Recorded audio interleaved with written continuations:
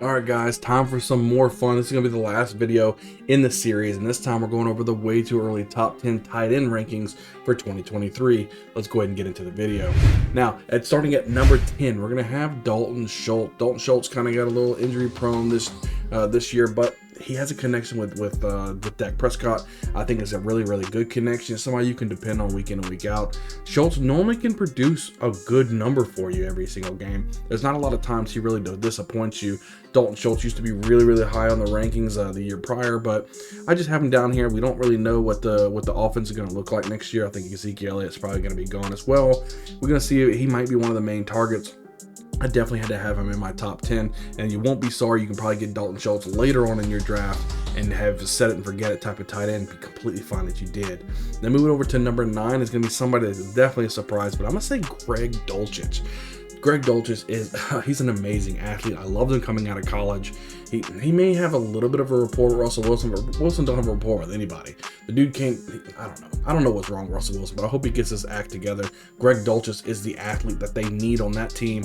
He's going to be, I'm calling it right now, he could possibly be even a top 5 tight end this year. I had Zach Ertz as a top 5 tight end. I was actually right with that until he got hurt, but Greg Dulcich will be the guy that you want to have on your roster. Pick him up. You can get him at the very end of your draft. No one's going to be even thinking about this guy, and I think he's going to have a killer season in 2023. I got to slot in right now as my number 9 guy. Coming at number 8, we have Dallas Goedert. Dallas Goedert, he had a little bit of injuries as well, but Jalen Hurts knows how to throw to the tight end. He produces at a high level. He can get you some touchdowns. Overall, tight ends in general, not the best slot to go into, so you want to try to find these guys that can get you these points week in and week out. They can't all be Travis Kelce. Dallas Goedert, somebody you can get later on in the draft as well, and you can probably bank on getting a touchdown every few games. That's something that you need. He can have a nice game for you. That's what you want. I got him here at 8. At number 7, we got George Kittle. I got George Kittle a little lower here than normal because I don't know what the quarterback situation is going to be. If it's going to be Brock Purdy, I kind of like Kittle a little bit more. If it's going to be Trey Lance, not sure if I like it too much. Lance didn't look good when the couple games that he played in. If he comes back, they're probably going to give the ball to Lance because he has the draft capital, even though Purdy is playing out of his mind right now. So as of right now, early on, and I'm just going to have George Kittle down here at number 7, and then we'll kind of see how it goes. Now, number 6, we're going to have Pat Freiermuth. Freiermuth's going to be playing with the rookie quarterback Kenny Pickett, and I think they have some type of connection already.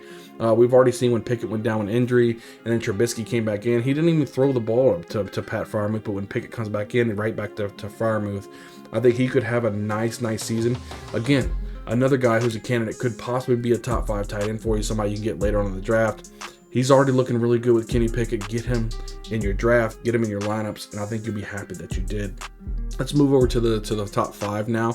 At number 5, I have Zach Ertz. Zach Ertz, I called it. I told everybody, look, Zach Ertz will be a top 5 tight end. Sure enough, he was a top 5 tight end for most of the season. Kyler Murray looks for the tight end spot. He didn't have a lot of DeAndre Hopkins early on in the season, and he built a rapport with Zach Ertz. Even when Hopkins came back for a couple games before Zach Ertz ended up getting hurt, Zach Ertz, he was still getting the 8 to 10 targets a game. That's what you want out of your tight end spot. Get Zach Ertz. You don't have to spend high draft capital for him, and he's going to produce for you in 2023. I already know it. Let's move over to number 4. Now we're going to say Mark Andrews. A lot of people had him as the number 2 tight end last season. Kind of fell off a little bit. Yeah, Lamar Jackson, he wasn't really playing the way he normally does. Mark Andrews kind of had a little bit of injuries himself. Lamar Jackson got injured. Just a lot of things went down, so I dropped him a couple spots. I think there's some tight ends that kind of definitely leapfrogged him, which they should have leapfrogged him, but I haven't done it. Still 4, still respectable. Somebody you can draft earlier in your draft and be fine that you did it. You took the tight end.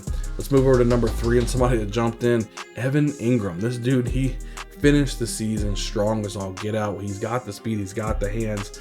Now he's got the quarterback and Trevor Lawrence. I'm telling you, when you want to talk about rapport, this team is going to be lights out. He has a nice rapport with Trevor Lawrence.